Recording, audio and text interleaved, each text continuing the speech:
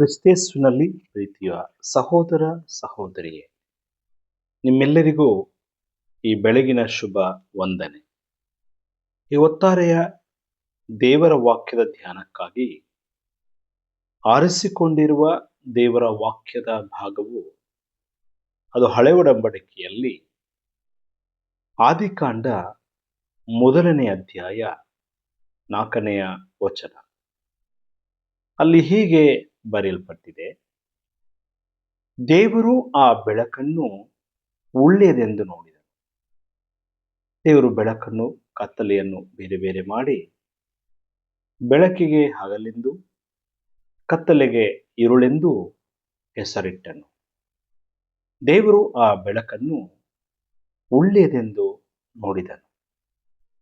ದೇವರು ಬೆಳಕನ್ನು ಕತ್ತಲೆಯನ್ನು ಬೇರೆ ಬೇರೆ ಮಾಡಿ ಬೆಳಕಿಗೆ ಹಗಲೆಂದು ಕತ್ತಲೆಗೆ ಇರುಳೆಂದು ಹೆಸರಿಟ್ಟನು.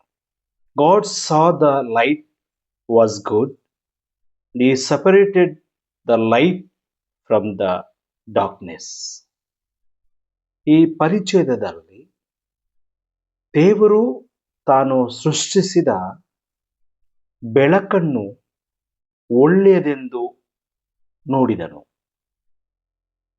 ಹಗಲು ರಾತ್ರಿಗಳನ್ನು ಸ್ಥಾಪಿಸುವ ಮತ್ತು ಸೃಷ್ಟಿಯನ್ನ ಅವ್ಯವಸ್ಥೆಯಿಂದ ವ್ಯವಸ್ಥೆಯೆಡೆಗೆ ಅಥವಾ ಕ್ರಮದೆಡೆಗೆ ತರುವಂತ ಪ್ರಕ್ರಿಯೆ ಇಲ್ಲಿದೆ.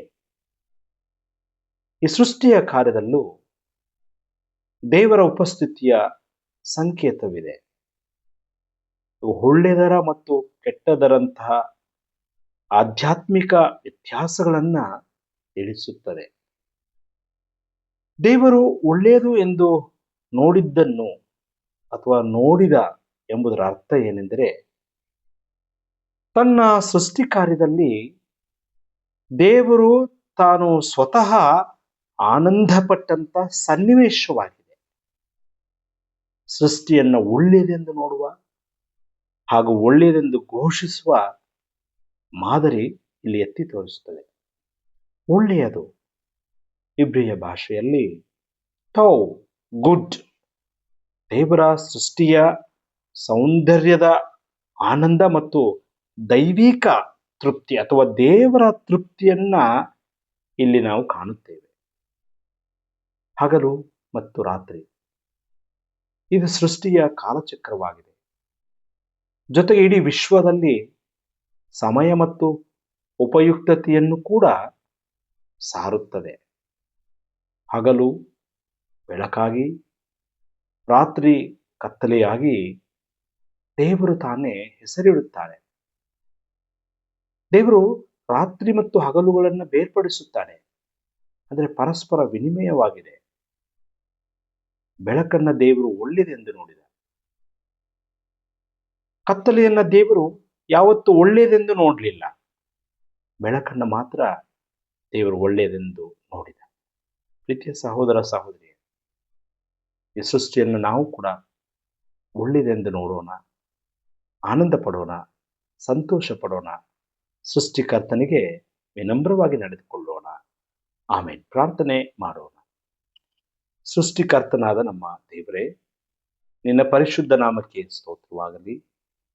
ದೇವಾ, ಇವತ್ತಾರೆಯಲ್ಲಿ ಮತ್ತೊಂದು ದಿವಸ ನಿನ್ನ ವಾಕ್ಯದ ಧ್ಯಾನವನ್ನು ನಾವು ಮಾಡುವಂತೆ ನೀನು ಕೊಟ್ಟಂತ ಕೃಪೆಗಾಗಿ ನಾವು ಸ್ತೋತ್ರ ಮಾಡುತ್ತೇವೆ.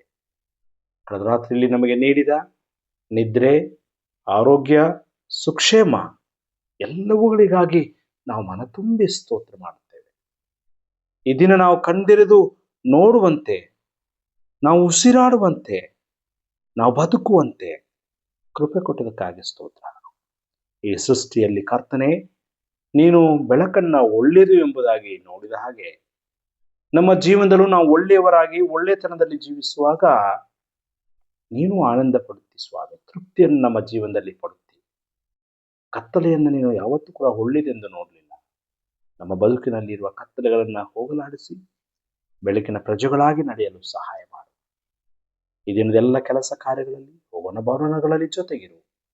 ನಮ್ಮನ್ನು, ನಮ್ಮ ಕುಟುಂಬವನ್ನು ನಿನ್ನ ಹಸ್ತಕ್ಕೆ ಸಮರ್ಪಿಸುತ್ತೇವೆ. ಯೇಸು ಸ್ವಾಮಿ ಹೆಸರಲ್ಲಿ ಪ್ರಾರ್ಥಿಸುತ್ತೇವೆ ದೇವರೇ, ಆಮೇನ್.